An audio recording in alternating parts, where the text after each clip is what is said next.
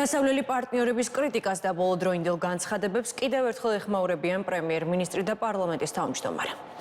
მიზეზი იმ სირთულეების, რაც აქვს ჩვენს სახელმწიფოში, არის ის, რომ ჩვენ 2022 წლის თებერვალში არ შევერთდით ომს და არ გავხსენით მეორე ფრონტი. ჩვენ ვამბობდით სამ პირობას ვითარების გადატვირთვისთვის. პირველი იყო ჩვენი არჩევნები, რაც უკვე დასრულდა, არის შემდგარი ხელისუფლება.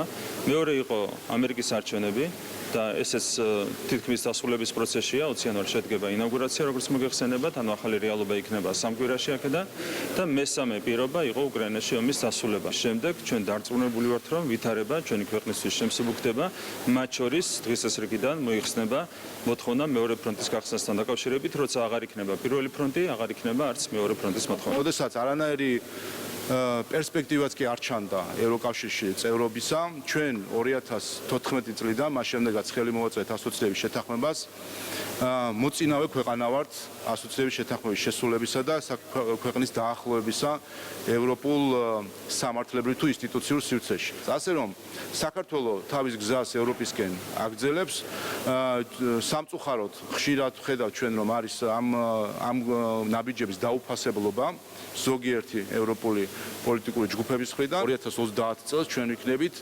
ყველა კანდიდატ ქვეყანასთან შედარებით ყველაზე უფრო მომზადებული ქვეყანა. ამიტომ ვთხოვთ რომ ეს სიტყვები დაიმახსოვროთ და 2030 წელს შეგიძლიათ გადაამოწმოთ. რამდენად დაინახავს, რამდენად ობიექტურად შეაფასებს ამას ევროკავშირის 27-ვე ქვეყანა და თითოეულის ხმას განამწყვეტი მნიშვნელობა აქვს, ეს ჩვენს ხელში არ არის და ჩვენ ხედავთ, რომ სამწუხაროდ პოლიტიკური მიკერძოებაც არ არის უცხო ევროკავშირის სხვადასხვა წევრი ქვეყნის პოლიტიკურ ელიტაში.